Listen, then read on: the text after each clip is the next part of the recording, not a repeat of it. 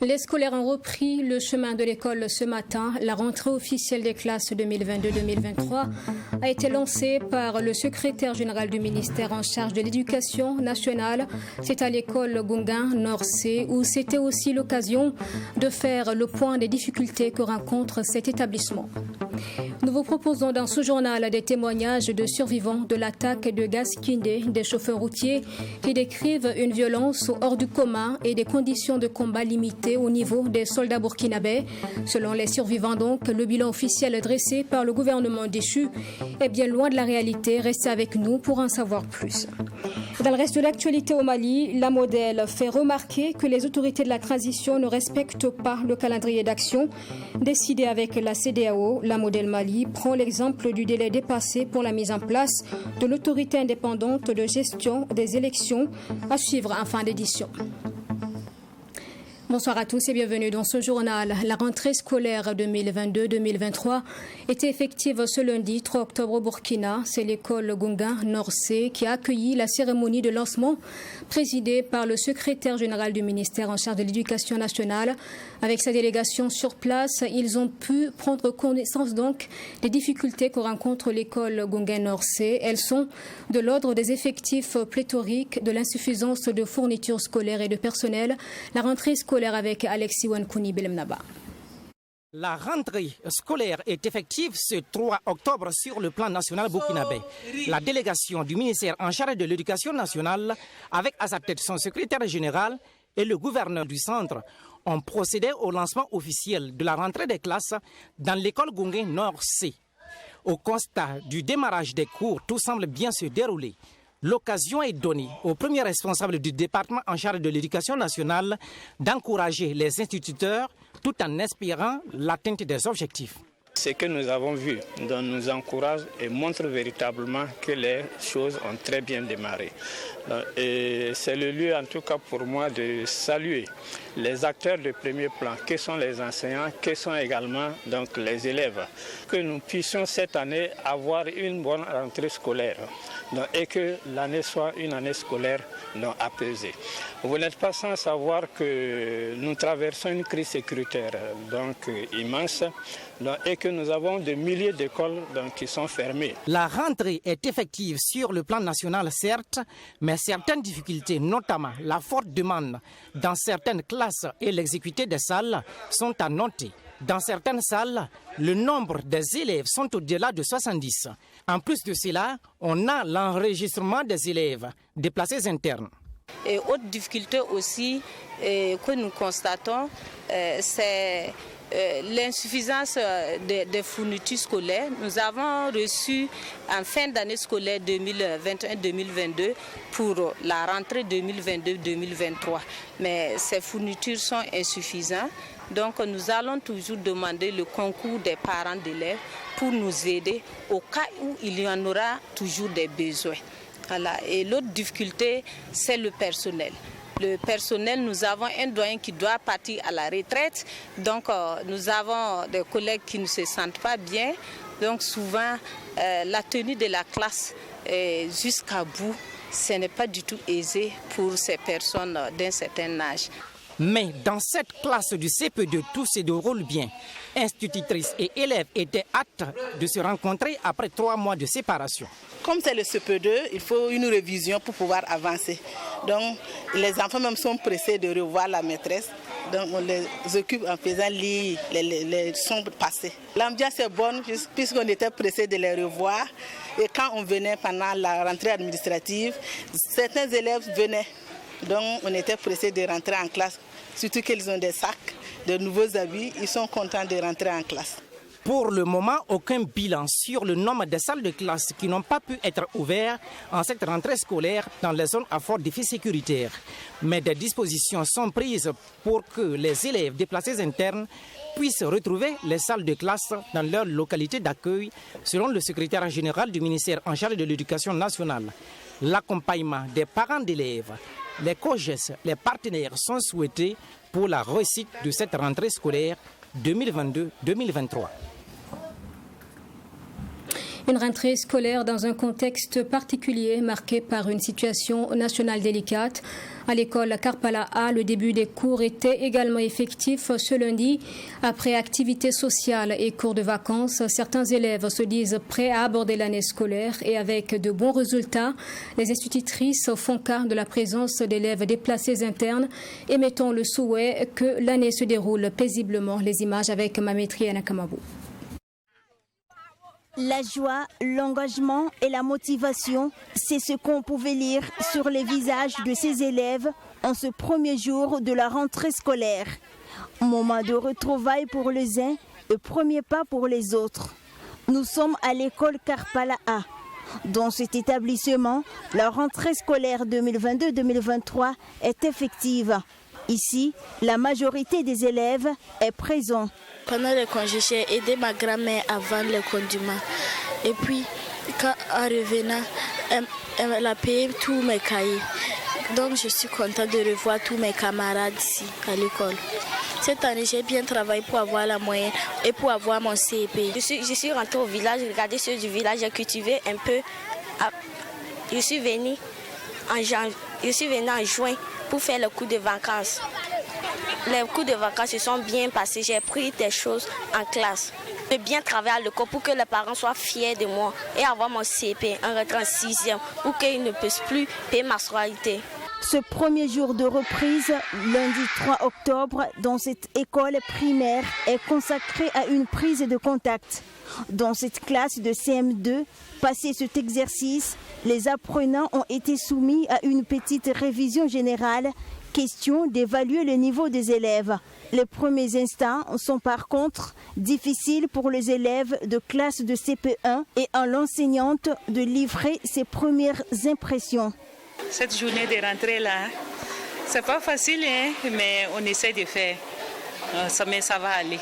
C'est comme d'habitude, mais ça va aller. Ici, 2 à 3 jours, je pense que tout va rentrer dans l'ordre. Ça ne manque pas, hein. Par exemple, ce matin-là, il y a un. Bon, malgré qu'il a l'âge requis, il a commencé à pleurer. Bon, on a essayé de le flatter. Donc voilà, il est assis, c'est lui qui est couché là. Mais les autres, ça va, Oui, mais je pense qu'avec lui aussi, ça va aller. Il va s'adapter. L'école Karpala A accueilli pour cette rentrée scolaire 2022-2023 des élèves déplacés internes. Ça se passe bien, ils sont bien accueillis et on vérifie dans quelle classe ils doivent être et on les accueille dans les classes respectives. Voilà, c'est ainsi que ça se passe. L'ensemble du corps enseignant de cet établissement a formulé les vœux de paix pour cette année. On a vraiment besoin de la paix, de la santé, de la tranquillité, de la quiétude pour pouvoir travailler. Surtout que nous sommes avec les enfants. Pour un moindre bruit, pour une petite rumeur, ils sont déjà effrayés et bon, ce n'est pas propice au travail.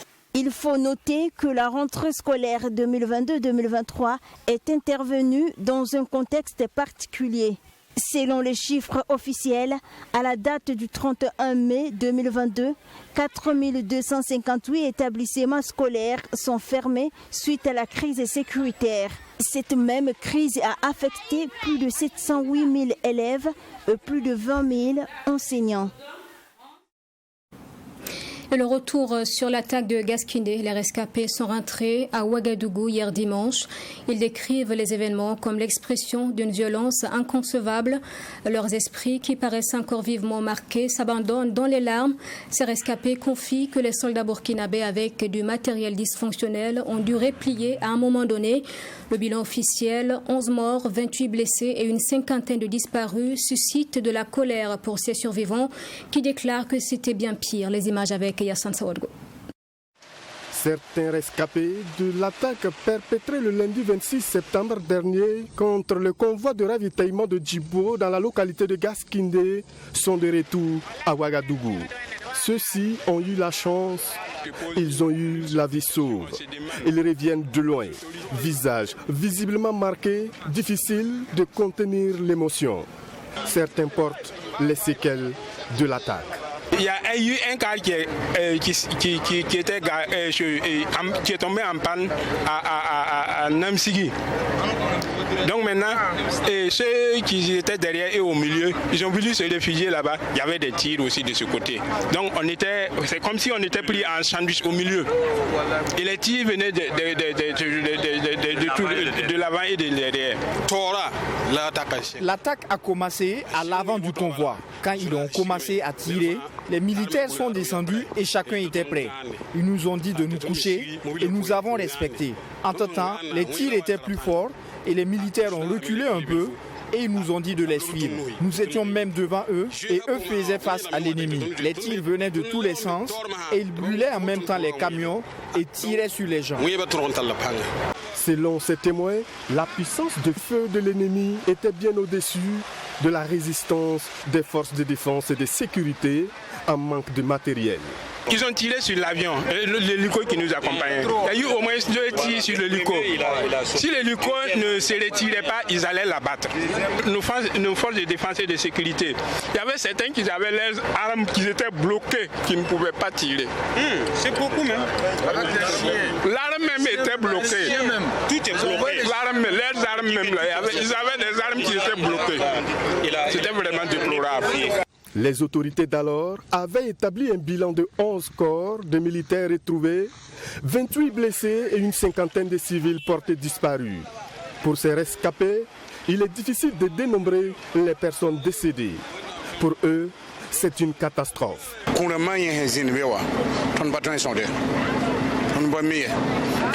Il y a eu trop de morts, on ne peut même pas les compter, puisque nous-mêmes on se cherchait. C'est Dieu qui nous a sauvés, sinon on n'était pas sûr de revenir. C'est archi faux, ça dépasse ça. Il y a d'autres personnes qui se sont réfugiées, il y avait une rivière vers là-bas. Ils se sont réfugiés dans la rivière là. Là-bas même, ce qu'ils ont tué là, ça vaut 8. Parce qu'ils ont tiré dans l'eau. C'était vraiment catastrophique.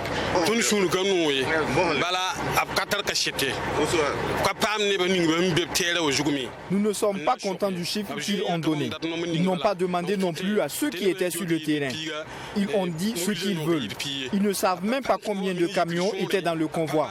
C'est plus de 200 camions et c'est les camions qu'on a pu ramener que vous voyez ici là.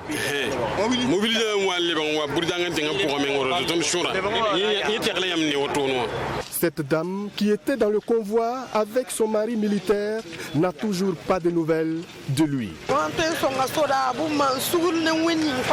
S'ils peuvent aider les forces de défense et de sécurité, qu'ils le fassent. Si les forces de défense et de sécurité se donnent pour la nation et que c'est de cette façon qu'ils les remercient en les laissant mourir, ce n'est vraiment pas bien. D'autres cadavres sont toujours posés là-bas. Mon seul souci est de retrouver les nouvelles de mon mari.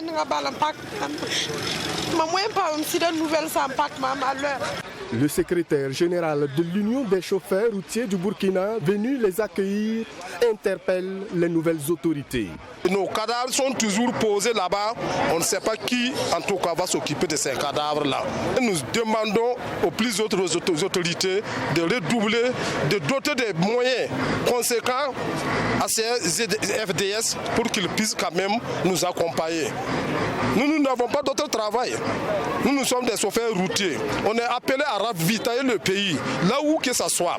Mais si c'est dans ces conditions-là, vraiment, c'est décourageant, c'est déplorable.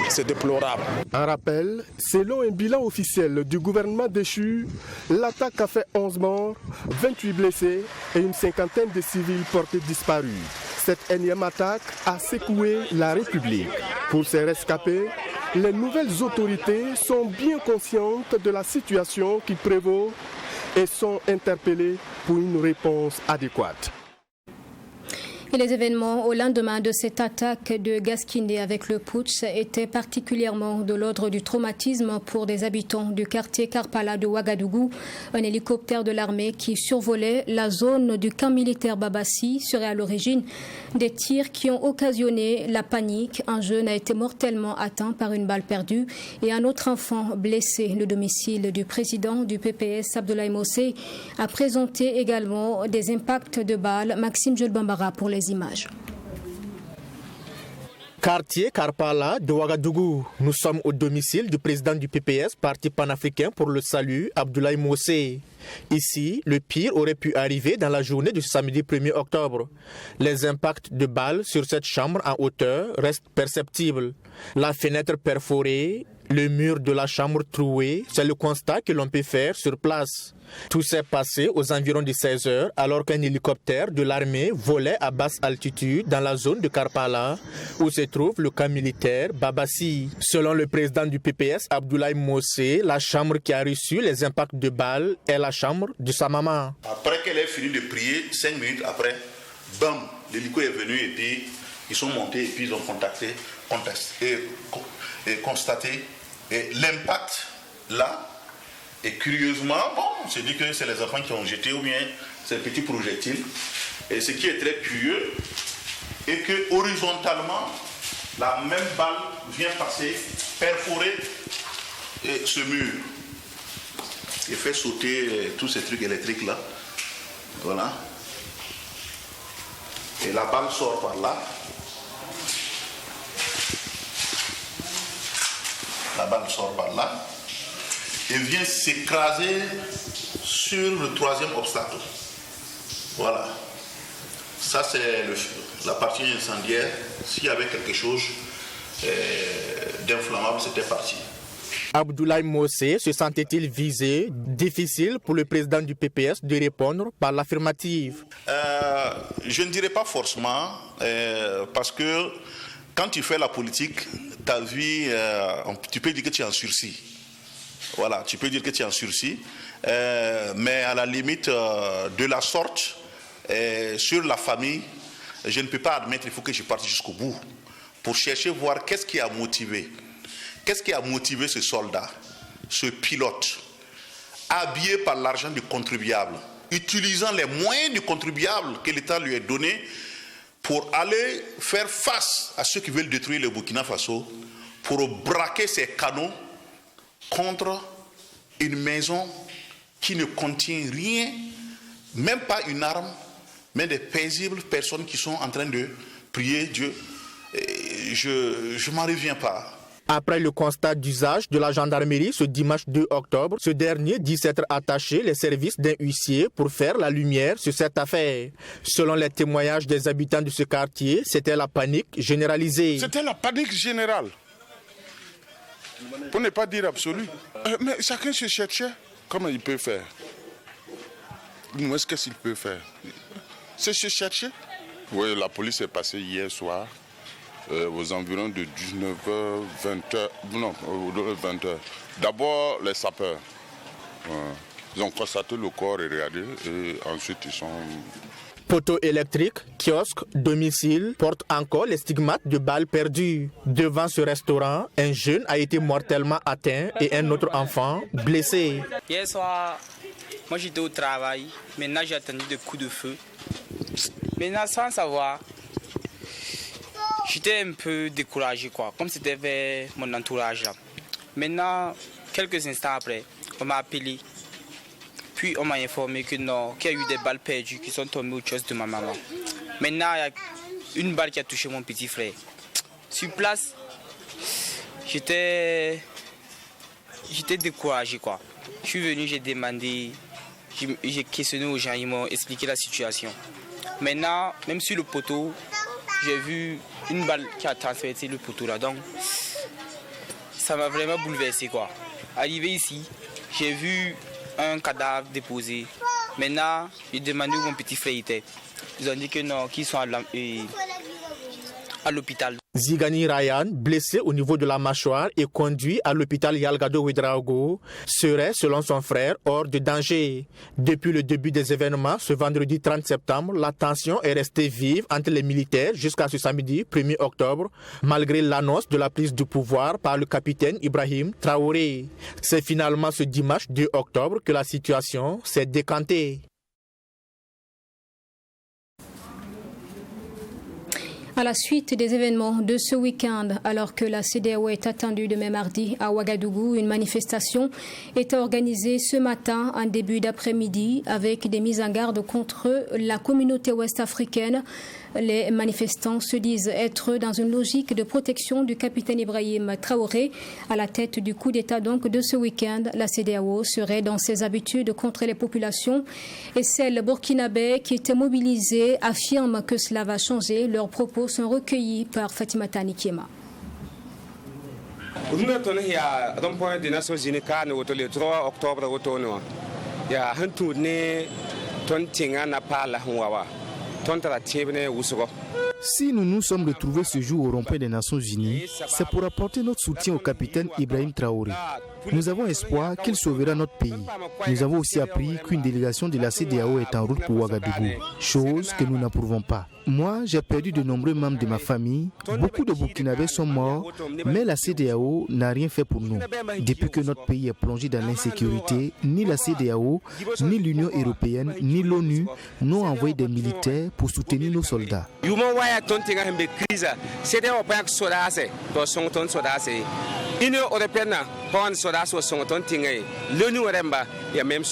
avons constaté que depuis la dernière fois, le capitaine Ibrahim Traoré a pris ses responsabilités, et chose qui a plu à la jeunesse burkinabé. Voilà, et la CEDEAO a déjà dépêché une mission ici. On ne sait pas ce qu'il y a, mais comme toujours, la CEDEAO n'a jamais été aux côtés de la population. Maintenant, l'heure a sonné que la CEDEAO sache que la CEDEAO doit travailler désormais pour la population. En ce qui concerne son sort, il va venir, mais il va trouver la jeunesse devant lui. Nous sommes prêts pour ça, même si les sanctions la tombent, au même nombre même de gouttes de pluie là, nous serons des parapluies pour protéger notre capitaine Ibrahim Traoré. Et dans la suite donc de ce journal, le Congrès pour la démocratie et le progrès, CDP réagit sur la prise de pouvoir par le capitaine Ibrahim Traoré à travers son président Edi Koboego. Le CDP appelle ses militants à surseoir aux activités politiques tout en saluant l'esprit donc qui a prévalu entre les frères d'armes afin d'éviter le chaos au Burkina. Les précisions, c'est avec Serge Kaboré. 72 heures après la prise de pouvoir par le capitaine Ibrahim Traoré, des leaders politiques s'expriment sur ce changement intervenu au sommet de l'État. Parmi eux, le Congrès pour la démocratie et le progrès CDP, qui à travers son président Edi Kombouego salue l'esprit de l'intérêt supérieur de la nation dont ont fait preuve le capitaine Traoré et le lieutenant-colonel Paul-Henri Damiba. Je voudrais féliciter le capitaine Ibrahim Traoré et le lieutenant-colonel Paul-Henri Sandaogo Damiba d'avoir transcendé leurs intérêts personnels et égoïstes pour aboutir et mettre en priorité l'intérêt de la nation par ce consensus. Je voudrais lancer un appel aux populations, au calme et à la retenue, d'éviter les casses et les pillages des biens privés et publics. À l'endroit des militants de son parti, le Congrès pour la démocratie et le progrès, Edi Kombouego appelle à l'arrêt des activités politiques. Il insiste également à l'endroit de la communauté internationale pour un soutien de la nouvelle transition. Je voudrais également lancer un appel à l'ensemble des militantes et militants du CDP, à l'ensemble des sympathisants du CDP, de s'abstenir à toute activité politique conformément à la requête des nouvelles autorités. Je lance un appel à nos partenaires bilatéraux ou multilatéraux, à la communauté internationale, notamment les Nations Unies, l'Union africaine, l'Union européenne et la CEDEAO, de porter assistance et appui à cette transition déjà commencée pour une fin heureuse au profit de nos populations. Cela nous permettra de revenir à une vie constitutionnelle normale. Je leur demande d'écouter les nouvelles autorités et de leur apporter l'appui nécessaire. Tout en rendant grâce à Dieu pour avoir évité le chaos au Burkina Faso, Edi Komwego a salué l'implication des autorités coutumières et religieuses pour la sortie de crise. Une médiation qui, selon lui, a permis d'arriver à des solutions consensuelles entre les frères d'armes. Quel serait le profil idéal du prochain président du Faso à la suite du capitaine Ibrahim Traoré? Dans le dernier journal du dimanche soir, la question a été posée au secrétaire à la formation politique et civique du MPP, le docteur Émile Paré, ainsi qu'au sociopolitologue docteur Olo Pepin-Yan. Dans leur réponse, quelques termes qui ressortent: charisme de chef de guerre, nationalisme, anticolonialisme. Le point ici avec Serge Caboret. Dans l'une de ses premières déclarations lues sur les antennes de la télévision nationale, le président du MPSR, le capitaine Ibrahim Traoré, à la tête de l'État burkinabé, a pour mission la gestion des affaires courantes de l'État jusqu'à la désignation d'un président civil ou militaire par les forces vives de la nation. Sur le plateau du journal du dimanche soir JDS de True TV, le portrait souhaité du futur président du Faso a été abordé par les invités. Il faut qu'il soit un chef de guerre. Et il faut qu'il ait un charisme pour créer un leadership.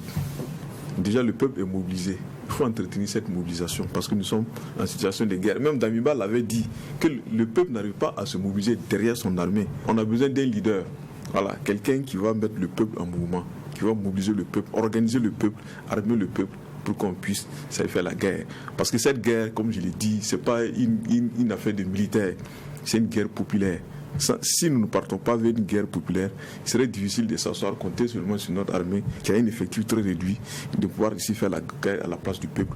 Donc moi, il faut un leader qui va mettre le peuple toujours en mouvement. Le secrétaire à la formation politique et civique du MPP, le docteur Émile Paré, lui, estime ne pas avoir de préférence entre un choix civil ou militaire. Il appelle plutôt à un choix qui prend en compte la ligne révolutionnaire. Le problème de fond, ce n'est pas forcément que ce soit un militaire à la tête de l'État pour que nous réussissions la lutte contre le terrorisme et contre le néocolonialisme rampant, qui est un soubassement de ce terrorisme qu'on ne dit pas. Le profil, il faut qu'il s'inscrive dans une ligne hautement, véritablement nationaliste, patriotique, qu'il soit un patriote et qu'il soit anti-néocolonial. Parce que quand même, il y a les aspects de ce terrorisme-là. Il va falloir qu'on règle. Le peuple malien nous montre une leçon historique. Et ça, Modibo aussi, c'est la ligne de Modibo Keïta. Nous sommes en train de rentrer dans la ligne de Thomas Sankara, la jeunesse là. Mais c'est Thomas Sankara. Rien n'est encore joué selon le docteur Olo Pepin-Yan, qui se montre dubitatif sur la désignation d'un président civil. Rien ne montre qu'à la fin, ça sera un civil qui va revenir. Rien pour le monde ne me permet de le dire. Puisque soit c'est un civil ou un militaire. Donc les militaires peuvent toujours rester au pouvoir. Et avec, bien sûr, c'est-à-dire en mettant une organisation en place, une organisation inclusive qui puisse prendre en compte toutes les forces pour gérer la transition comme ce qu'on a connu en 2014. Toutefois, selon Émile Paré, c'est à la société civile de se battre pour la désignation d'un chef d'État qui sera encadré par des mécanismes de veille. Si la mise en place de ces mécanismes échoue, la nouvelle transition se retrouvera dans la même situation que celle de Damiba, soutient Émile Paré.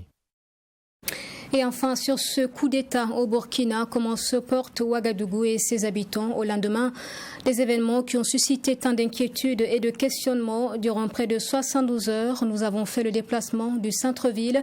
Les citoyens saluent le changement à la tête de l'État, mais notent aussi des dommages subis avec les événements, donc notamment la suspension de leurs activités. C'est un reportage de Fatimata Nikiema.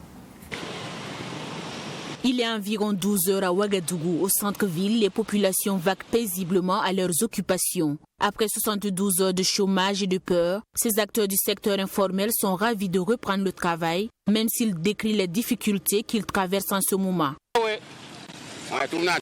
Aujourd'hui, en tout cas, nous arrivons à travailler sans grande difficulté. Le seul obstacle a été la manifestation spontanée qu'il y a eu au rond-point des Nations Unies pour dire non à la France. Ces 3 jours n'étaient pas du tout faciles avec nous, car si nous ne travaillons pas, nous ne pouvons pas manger. Nous prions les autorités actuelles de trouver des solutions idoines aux difficultés actuelles du pays afin que nous puissions travailler dans la quiétude pour nourrir nos familles et inscrire nos enfants à l'école. Malgré les énormes difficultés qu'ils rencontrent, ces commerçants s'inquiètent d'abord pour les populations vivant dans les zones d'insécurité. Ils saluent à cet effet l'arrivée du capitaine Traoré à la tête du mouvement patriotique pour la sauvegarde de la restauration MPSR. Ils disent fonder leurs espoirs en ce dernier pour sortir le Burkina Faso de ce bourbier sécuritaire.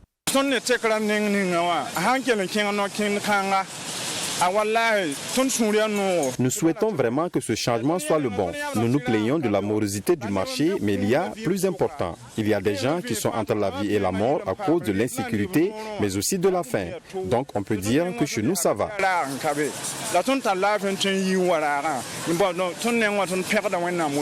Toutes ces personnes que nous avons croisées ce 3 octobre ne nient pas les conséquences néfastes d'un coup d'État sur le déroulement de leurs différentes activités. Mais ils saluent cette rectification du MPSR. Notons que les travailleurs des ministères situés sur l'avenue de l'Indépendance ont aussi retrouvé le chemin de leur service ce 3 octobre 2022. Et dans le reste de l'actualité, la Modèle Mali, regroupant une quarantaine d'organisations de la société civile, indexe le gouvernement de transition pour non-respect du calendrier d'action décidé avec la CEDEAO. La Modèle Mali note spécifiquement la non-mise en place de l'autorité indépendante de gestion des élections. La coalition prévoit par ailleurs déployer une mission d'observation dans le cadre des élections prévues dans le pays. Correspondance avec Bourema Soulo. Face à la presse, les responsables de la Modèle Mali, composés d'une quarantaine d'organisations de la société civile, notent un retard dans la mise en œuvre des promesses faites à la CEDEAO par les autorités maliennes. L'un des constats faits par la Modèle est le retard accusé dans la mise en œuvre de l'autorité indépendante de gestion des élections EGE, dont tous les démembrements auraient dû être mis en place au plus tard le 19 septembre 2022. Une EGE toujours pas mise en place. Le retard dans la mise en place de l'EGE au niveau national, prévu pour le 13 juillet 2022, est non encore effective et risque de compromettre le respect du chronogramme électoral communiqué à la CEDEAO pour la levée des sanctions sur le Mali. Dans la perspective des échéances électorales prévues entre mars 2023 et février 2024, la Modèle Mali prévoit le déploiement des observateurs de long terme. La Modèle Mali va déployer 75 observatrices et observateurs de long terme pour observer la révision annuelle des listes électorales qu'on appelle la RAL sur la période du 1er octobre au 31 décembre 2022. Pour la Modèle Mali, les engagements pris devant la CEDEAO doivent être respectés. Et pour cela, la mission d'observateur électoral au Mali reformule ses recommandations. Le respect du chronogramme électoral 2022-2024. Le respect des dispositions de la loi électorale en ce qui concerne la désignation des représentants des partis politiques et de la société civile au sein du collège de l'autorité indépendante de gestion des élections appelée EGE. La publication dans les meilleurs délais de l'avant-projet de constitution et une large consultation autour de ce texte. Davantage de consensus dans la conduite des différentes réformes envisagées. Rappelons que les représentants des partis politiques et de la société civile à l'EGE ont été tirés au sort. La Modèle Mali a rappelé également que le système de tirage au sort pour désigner les membres du collège de l'EGE ne respecte pas l'article 7 de la loi électorale. Et voilà pour ce journal. Merci de l'avoir suivi. Je vous souhaite une excellente suite en notre compagnie. Je vous retrouve demain à 20h.